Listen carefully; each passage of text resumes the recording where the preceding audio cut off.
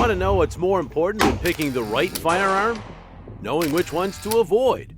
In this video, we're covering 5 guns you should probably avoid like the plague.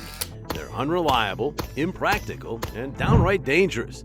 Before we kick things off, please subscribe to the channel. All right, let's get into it. First on the list is the infamous Hi-Point C9, a budget pistol that has gotten a reputation as both a gateway gun for new shooters and a headache for those who rely too much. Hi-Point has its fans, but this gun leaves a lot to be desired for self-defense. It's chambered in 9mm, a solid choice for self-defense, but that's about all that is good about it. For one thing, this gun is heavy and bulky for a compact pistol. Unloaded, it weighs an astonishing 29 ounces, which feels a lot more like a brick than a firearm. And sure, it's not just an awkward carry, it's close to miserable. I mean, it's also pretty spectacularly unreliable. The C9 is known for jamming, misfiring, and stovepiping, especially when used with those cheaper ammunition options. You want a gun you know you can count on in a self-defense situation, and the C9 just simply doesn't inspire confidence. Here's a scenario for you. It's late at night, and you hear someone try to break into your home. You grab your firearm, you know, the piece you bought particularly for situations like this one. You reach out to your bedside drawer and get out your Hi-Point C9. You spot the perp and you aim, but just as you pull the trigger, the gun jams. That split second could mean everything, and it's not a chance you should take. Really, the only positive side of the C9 is the price, about $150 to $200, which is pretty attractive if you're a spendthrift. You get what you pay for, though. While the C9 is fine to use at the range just to plink around, it's not a gun you want to depend on when the time gets tough. If you're on a very tight budget, consider something like the Ruger EC9s or the Taurus G2C. These pistols are still very reasonable, but offer substantially better reliability and performance than the C9. The Hi-Point C9 may save a few dollars in the wallet, but it's a fail when it comes to self-defense. Moving on to number 4, we have a gun that's just as unreliable, but with a little more history. At number 4 is the Raven Arms MP25. A gun that's become something of a cautionary tale in the world of firearms. Nicknamed the Saturday Night Special, this little pistol was infamous in the 1970s and 80s for being cheap, poorly made, and wildly unreliable. The MP25 is chambered in .25 ACP, a caliber that's often criticized for being underpowered. Sure, it's better than nothing, but when it comes to stopping an attacker, you'd be better off with just about any other caliber. Add to that the fact that the MP25 was prone to jamming and misfiring, and you've got a recipe for disaster. Then you have the issue of the MP25's construction quality. Made from cheap pot metal, these guns have a tendency to break or wear out quickly. The lack of modern safety features like a reliable drop safety, only adds to the danger. Here's what I mean in literal terms. You're walking down the street with the MP25 in your pocket, feeling pretty confident that you're prepared for anything. And then it drops out of your hand and onto the ground and you hear a loud bang. It's your firearm and it's shooting at you. Luckily it missed, or worse, its weak caliber slightly grazes you. It's a real enough possibility with this pistol that's the only one of several reasons experts avoid it. There was a time when the MP25 made good on a reputation for being inexpensive, available as low as $50, and easy to find in glove compartments and next to bedsides. But as other options entered the market and began to compete, people no longer really cared about keeping an MP25. For a good small pistol option, remember you can own a Beretta Tomcat or a Ruger LCP2. Yes, they do cost a little more, but both are superior in terms of shooting and safety. Click here to watch our list of the 13 best pocket pistols to add to your collection in 2025.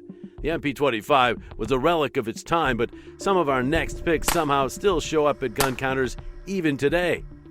All right then, on to number 3, the controversial Taurus Judge.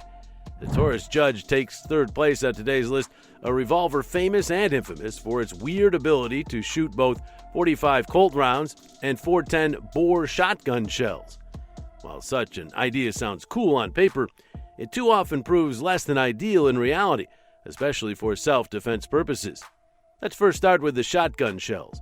The Judge is a near-range defensive gun, And as such, the logic behind the use of a 410 bore shell is that this spread pattern would be so devastating as well as next to impossible to miss.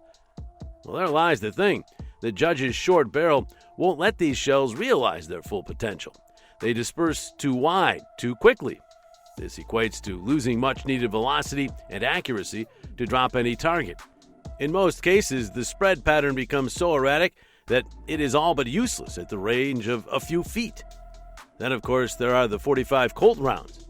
While these do pack a bit more punch than the 410 shells, they're also mighty problematic for recoil. That recoil can make follow-up shots, which are already fast and challenging, difficult, especially from a revolver that is already on the heavier side at 29 ounces unloaded. Couple this with the fact that the Judge only holds 5 rounds, and you have yourself quite a cumbersome and underpowered gun compared to many other modern options available on the market today. You could almost picture yourself walking through your property late one night, hearing something stirring in the bushes. You manage to draw out your Judge, expecting the shotgun shells to make short work of whatever scurrying little varmint is on the other end. You fire it, and the pellets go harmlessly out onto the trees, leaving whatever was making the potential threat none too disturbed. In a high-stress situation, you want reliability and accuracy, not something unpredictable. Despite its flaws, the Judge has its fans. Remember the bathroom scene at the Roscoe Street Station in Max Payne? Yeah, Mark Wahlberg used a Taurus Judge to defend himself against the robbers. It's used a bit differently in practice. Some folks love it as a snake gun for rural areas, where the wide spread of the 410 shells can be effective against smaller threats like snakes or rodents. It's also been heavily marketed as an all-in-one solution for self-defense, which has attracted a lot of first-time buyers. At around $450 to $500, it's reasonably priced, but price alone doesn't make it a smart purchase.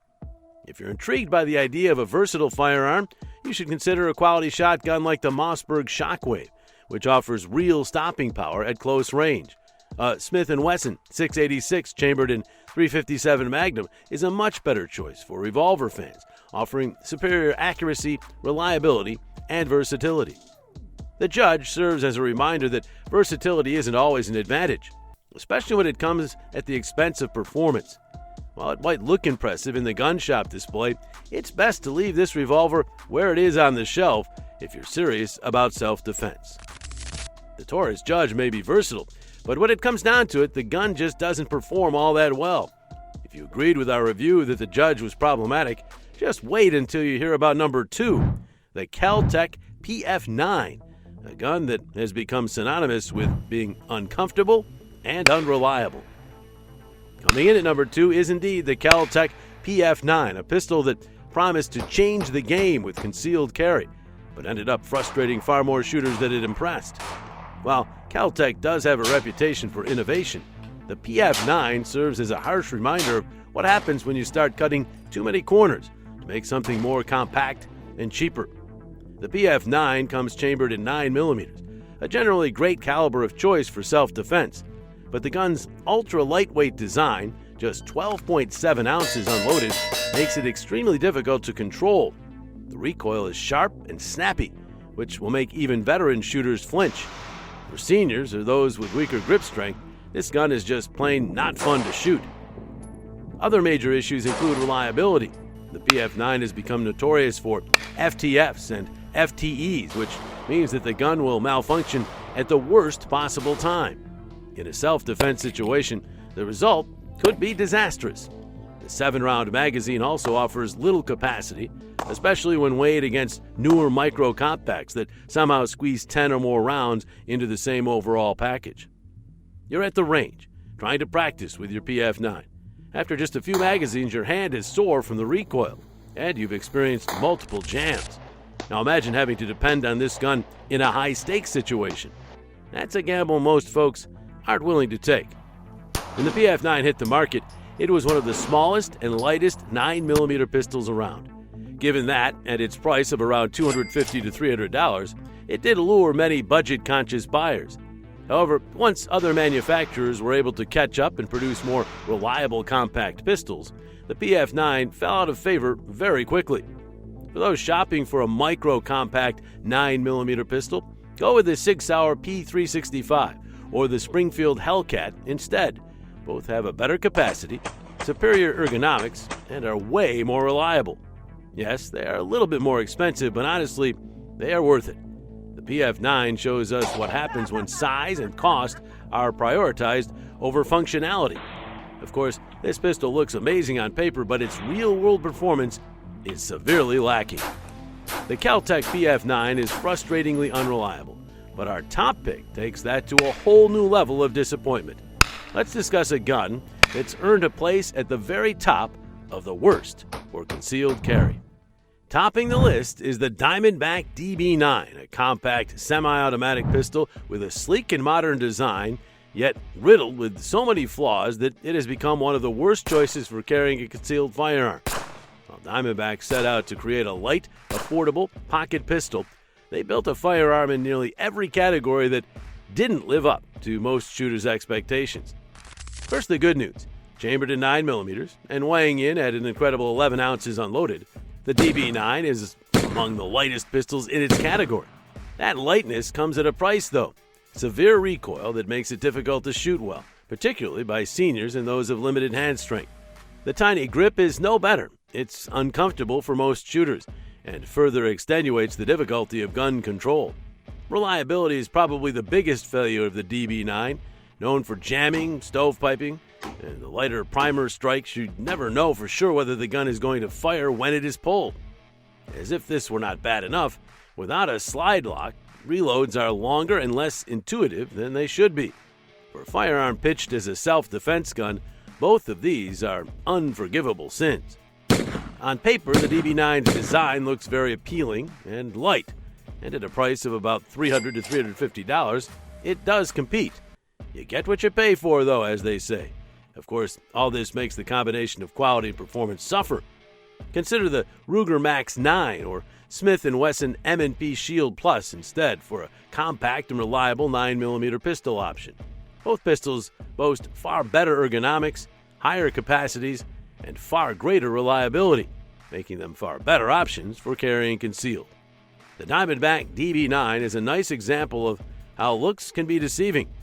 This handgun seems like a pretty good deal when you first take a look at it, but the awful reliability and unpleasant shooting experience are there to make it exactly the kind of firearm you're better off avoiding. And there you have it, my picks of the top 5 guns to avoid. If you've had any experience with these firearms, good or bad, let me know in the comments below. Now that you're done watching this list, here's another video I recommend.